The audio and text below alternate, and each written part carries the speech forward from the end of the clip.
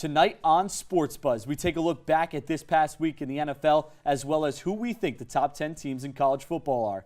And we can't forget about the World Series and, of course, our top 5 and not top 5 plays from this week in sports. All that and more here on SportsBuzz.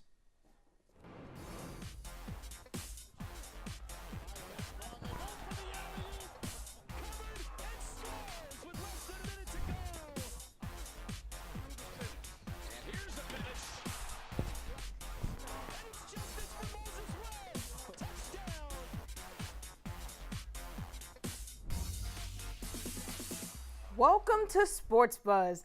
Hi, Gino. How you doing tonight? I'm doing well, Amani. How are you? Doing great. What do you have for us tonight in sports? Well, Amani, let's get things started off by taking a look at one of the marquee matchups of this week between the Dallas Cowboys and the Washington Redskins.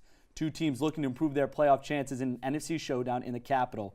We'll pick it up right here. First play of the game, Ezekiel Elliott fumbles. The Redskins would recover. We'll take another look at it right here. We're going to get a quick replay. As you'll see, the ball is punched out just before Ezekiel Elliott's knee touches the ground. Redskins would kick a field goal, but the Cowboys would come right back. Dak Prescott over the middle to Terrence Williams. He gained 25 yards on that play. And then the next play, Ezekiel Elliott right up the middle, touchdown. A 13-yard touchdown run by Ezekiel Elliott, and the Cowboys would take a 7-3 lead, but the Redskins would come back. They'd take a 10-7 lead here, and then the Cowboys would come right back after that with an Ezekiel Elliott 1-yard touchdown to make it 14-13 Cowboys. Now we pick it up late in the fourth. Josh Doxson would catch a touchdown pass from Kirk Cousins to make this a 7-point game after the Cowboys got a big lead. And then the Redskins looking to tie it up, but the pass would be tipped at the line. Cowboys would intercept and go all the way back for a touchdown, sealing the game 33-19. And we'll take a look at some of the stats from this week. The quarterbacks didn't have too great of a game. Only Kirk Cousins threw a touchdown pass this week, but Ezekiel Elliott rushed for 150 yards, 2 touchdowns on 33 carries, and had himself quite the day. Let's head over to look at the Texans and the Seahawks. They're ready to go down. We have opening drive. Deshaun Watson deep for 59-yard pass to Will Fuller. Put the Texans up 7-0. Next possession, we're going to head right in. Watson, he's intercepted by Earl Thompson. He's going to take that all the way back for a 78-yard touchdown. This will take them into the half where they'll be tied 21-21. Look at that. Runs it all the way back. Now we're going into the third quarter. 20-yard touchdown for Jimmy Graham.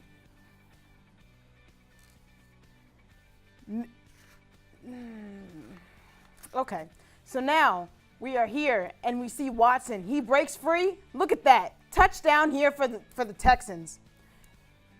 Wilson will come right back. He will make the touchdown pass to Jimmy Graham, and that will be ultimately the game-winning touchdown. We'll see here. Deshaun Watson's going to try. 21 seconds left. He's going to try to bring his team back. Frank Clark says, no, sir. Nice sack to seal the game for the Texans. This game was a hard-fought. Texans will go 3-4. Seahawks will improve to 5-2. 38-41 is your final. As you can see, both quarterbacks had over 400 yards plus in this game. They did a great job throwing the ball, but hey, only one quarterback can come out on top. Now flying from the West Coast to the East Coast, the Falcons travel north to take on the Jets in what turned out to be one of the best games of the weekend. We'll get things started here early in the first quarter. Josh McCown over the middle to Eric Tomlinson, his first touchdown pass of the season. Jets would take an early 7-0 lead. As Tomlinson celebrates there, then the Falcons would come right back. Matt Ryan going to find his favorite target here early in this game, Austin Hooper, 3 times in a row. This time here for 21 yards to the 1, and then Austin Hooper again on the play-action pass. Matt Ryan finds him in the back of the end zone. Touchdown, and the Falcons would tie the game up at 7. Now 10-10. Josh McCown looking for Robbie Anderson in the corner of the end zone, finds him. That would give the Jets a 7-point lead. Now 17-16. Matt Ryan looking to take the lead for the Falcons.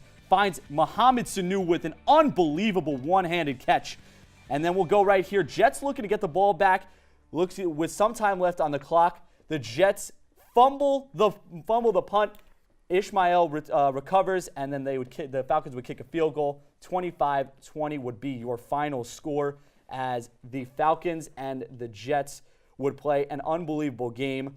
Some of the stats from this one: Eric Tomlinson, like we mentioned, his first first touchdown pass of the season. Falcons end a 3-game skid in this one. They'll take on the Panthers next week.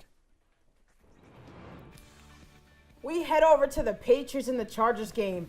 First quarter, Melvin Gordon, he finds a hole right up the right side, takes it down for 87-yard touchdown. Look at this man run. He is gone. No one is catching him. Patriots are trying, but they're not going to catch this man for the first score of the game, putting the Chargers up. Second quarter, the Patriots will respond. Tom Brady finds Rob Gronkowski for an easy 2-yard touchdown.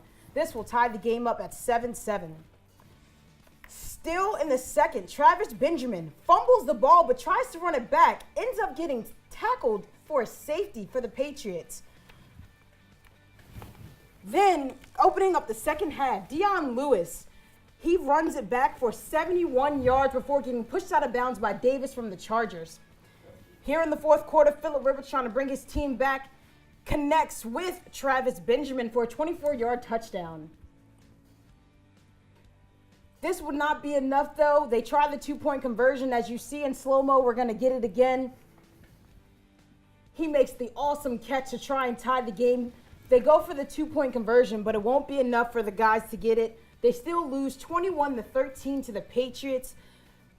Tom Brady had an awesome game. As you can see, he threw very well in this game, and so did Phillip Rivers, just not enough to get the team to come back for the win. Guys, we're here with NFL analyst Marquis Harper. He's here to talk about some football with us. How you doing today? I'm good. Thank you guys for having me. Good. So we're here about halfway through the season, and we want to know what you think about the teams, how they're performing. Are some of them in danger of missing the playoffs? Well, yeah, there's a couple teams that, are kind of on the bubble. My first team is the Green Bay Packers. This is a team that we normally see in the playoffs. So hearing them on the cusp of potentially not being in is something that's kind of foreign to us. With Aaron Rodgers obviously breaking his collarbone, they have big shoes to fill at the quarterback position. Brent Hundley, who is a sort of a pocket passer, is not really the same type of player as Aaron Rodgers, but we're hoping that, the Packers can rally around him and make some plays. Another team that's on the bubble is the Houston Texans. Now, I wouldn't have said this had I not had news of Deshaun Watson unfortunately tearing his ACL this morning. So with that being said, they were the number one team as far as points go with 30.7 points per game. But without Watson at the helm, it's going to be kind of difficult for them to bounce back. So now moving from one end of the spectrum to the other one, Marquis, we'll take a look at some of the teams that are overperforming. So who are some of those teams that now have a chance and have put themselves in a position to make the playoffs? Well, my first team is the Eagles. At the beginning of the year, we were thinking of the Eagles as kind of like potentially a wild card team, but sitting at 7-1, top of the NFC East, they are looking like the team to beat right now. Carson Wentz has been unstoppable. He's currently 19 touchdown passes and over 2,000 yards passing. He's looking like an MVP candidate. Another team is the Steelers, sitting at 6-2. They have an amazing defense. Their defense is ranked number 1 in the NFC North, and they are second in points allowed in the NFL and 4th in total yards allowed. So that's a really great defense right there. Moving now to the NFL trade deadline that just passed. This is probably one of the most exciting ones in recent years. What were the 1 or 2 trades that were made that you think that really stood out this year? Well, my first trade kind of came as a surprise. The Patriots trading Jimmy Garoppolo to the 49ers. I thought Garoppolo was going to be, Brady's backup. He was going to step in and take over for him. But it's looking like Brady, he said he wants to play till he's 45, and I think they're trying to make it comfortable for him. So they move Garoppolo to the 49ers, and they bring in Brian Hoyer, who is a capable backup, but he's just there to keep Brady, somebody if Brady was to go down. Another trade is Jay Ajayi going to the Philadelphia Eagles, and this is a huge trade for him. If I'm Jay Ajayi, I'm excited right now because his team just came off a 40-0 blowout, and now he's on the best team in the NFL. So he's got to be looking up. That's a great acquirement for them, and I think that the Eagles are the team to beat.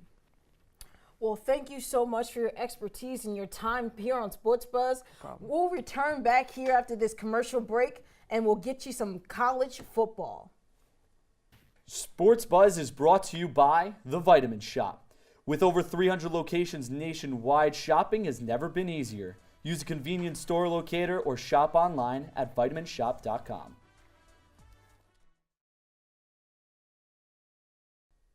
Welcome back to SportsBuzz. Here we are going to be talking about some college football. We're ready to get into our top 10 teams so far this year, and we're going to get to them right now. So my top 10 teams are Alabama, Georgia, Wisconsin, Penn State, Notre Dame, Ohio State, Clemson, Oklahoma, the University of Miami, and TCU. Gino, what do you think of my top 10? I got to say, I'm a little surprised where you got Wisconsin. Why do you have them there? Why you got them all the way up in 3 in that playoff spot? Wisconsin, I have them up high only because they're 8-0. And on top of that, they've been playing some pretty good football. A lot of people don't want to put them high because, they say they're in a weak conference or they're not doing too well. But I think they're playing some good football right now. It's just a lot of politics on the other side. Interesting. Now, also moving into your top 2, you also have switched Georgia and Alabama from the actual college football playoff rankings. What made you do that? I mean, their running game is crazy. Their running back, Damian Harris, 8.6 yards per game. Their quarterback, Jalen Hurts, 9 touchdowns so far. I think they're doing really good on the offensive end, and defensively, they're doing great. I just have to put them before Georgia right now, just for right now. Well, let me tell you something. I actually do agree with you. I actually have in my top 10, I have Alabama and Georgia 1, 2. Then my number 3 is actually Notre Dame, Oklahoma at 4, number 5, Ohio State, then Penn State, Clemson, Wisconsin, TCU, and Oklahoma State.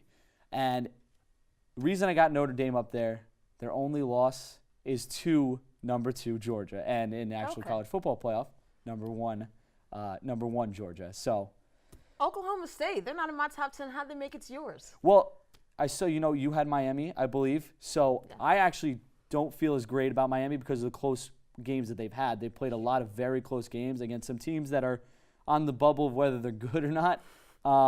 So I'm not very convinced as to how good Miami is, even though they're undefeated. They've done it. They've gone the distance or so far and gone undefeated. But I really like Oklahoma State. That offense can really do a lot. And Mason Rudolph is one of the best quarterbacks in all of college football. And I think if they get going, they could just keep riding it all the way to a playoff spot. That sounds good. Well, let's go into the Heismans. Give me your top 5 candidates. Well, everybody. I think everybody in the country, starting with this guy, Saquon Barkley. The guy's been unbelievable. He's the best player in the country, has been the best player in the country. The guy can do everything. He returned a punt the other day for a touchdown or a kickoff the other day for a touchdown.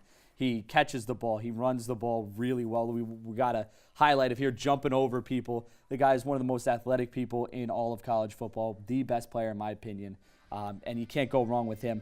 But a couple other people I have on here, starting with Baker Mayfield. Baker Mayfield has done terrific so far this season. 23 touchdowns, only 3 interceptions, 72.5% completion percentage. So unbelievable job by him. And then rounding out the top 5, J.T. Barrett of Ohio State, who only has 1 interception on the season. Bryce Love of Stanford, a name that we don't hear too much on the East Coast because we don't see too many Stanford games. You're right. But he's run for almost 1,400 yards already this season. And he's been unbelievable. He's got 11 touchdowns already, 10 yards per carry. And then rounding it out, I got to have Mason Rudolph in there. I said he's my top quarterback, in my opinion, in college football, so I had to round him out there. That sounds good. Well, we kind of have the number 1 the same, of course, again, Saquon Barkley. I have to admit, he is a monster. I mean, he cuts well. He runs well. He is very powerful. He likes to just run and run and run hard. He even has a great job when he receives. He has about over 427 yards receiving. He's a running back, 427 yards receiving. So I feel like he does a great job of just getting out there and working hard. When I look at my number 2, I had to put J.T. Barrett out there. His game against Penn State, which is why I gave him number 2, over 423 yards throwing, 4 touchdowns in that game, and he even had the game-winning touchdown pass at the end to help them overcome Penn State that were actually blowing them out for most of the game. Then as you go to number 3, I had to get Baker Mayfield in there. He's had a great year, great quarterback, 23 touchdowns this season. When you look at number 4, Bryce Love, got to give him some love, man. Got to give him some love at number 4. Josh Adams, number 5 from Notre Dame. over 1,000 yards rushing. I think that will be my solid 5 because they're doing a great job this year. I mean, it's going to be a tight race, but I still think number 1, Saquon Barkley, will take it away.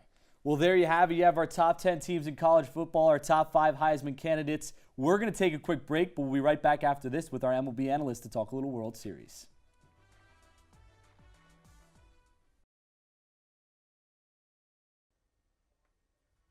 Welcome back to Sports Buzz. Joining us now, MLB analyst Cody Jones. Cody, how you doing today? Pretty good. How about you, Gino? I'm doing fantastic.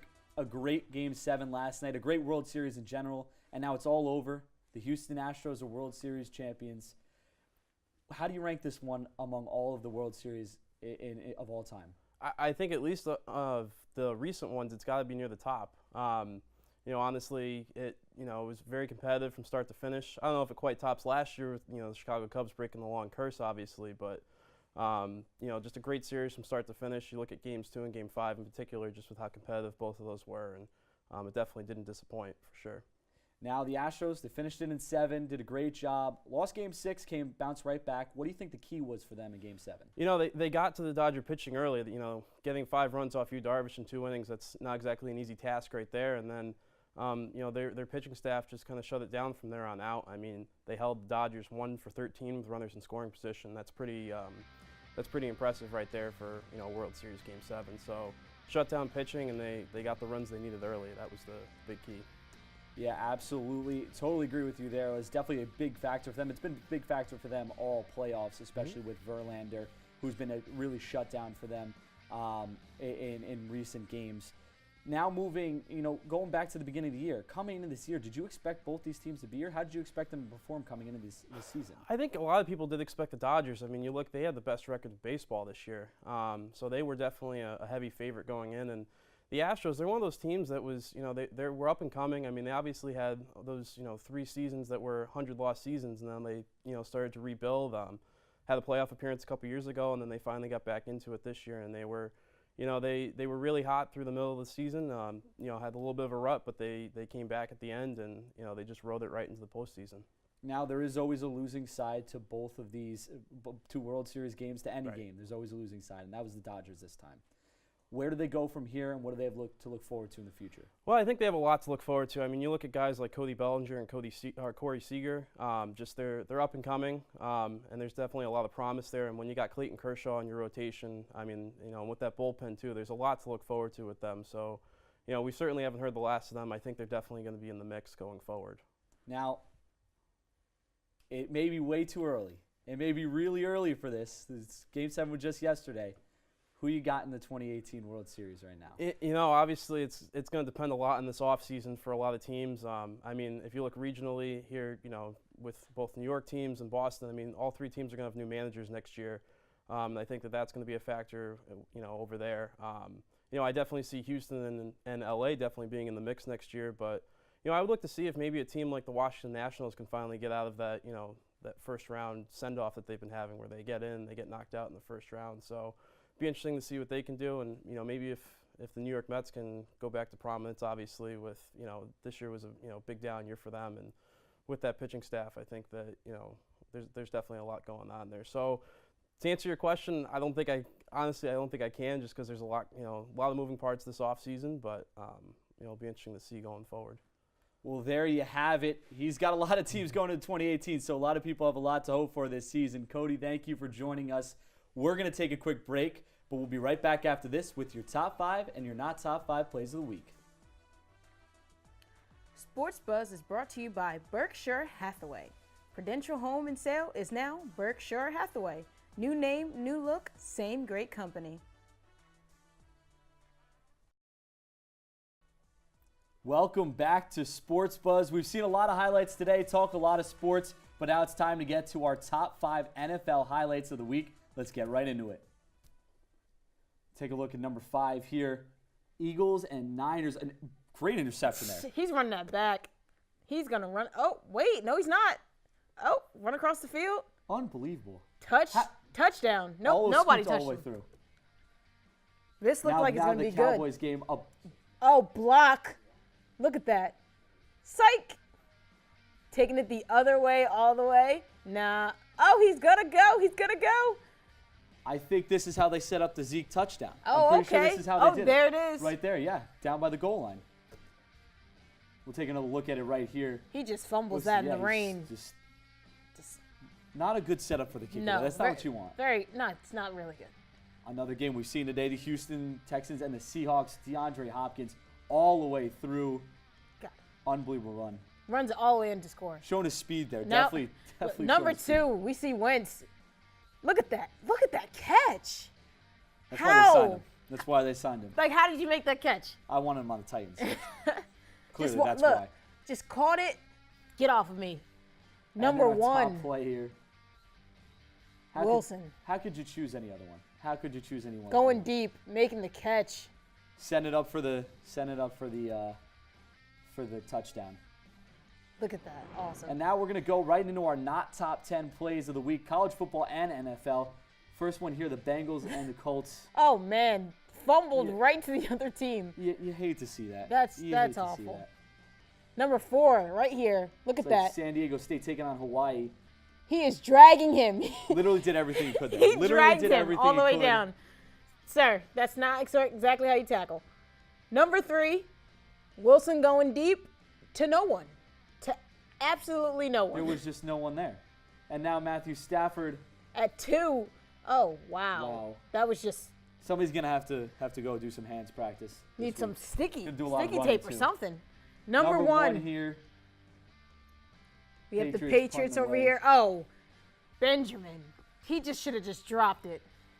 He should have just dropped it. Oh, and a safety. You hate to see that. Unfortunate there for the Chargers. But before we end this Sports Buzz, we have to say happy birthday to one of our guys in the control room. Cool guy Tyler. Yes, Tyler. Happy birthday, man. Happy birthday. Cheers to hopefully another great year to you. That's all the time we have for you here on this edition of Sports Buzz. From all of us here, I'm Gino Ganello. I'm Imani Austin. Have a great night.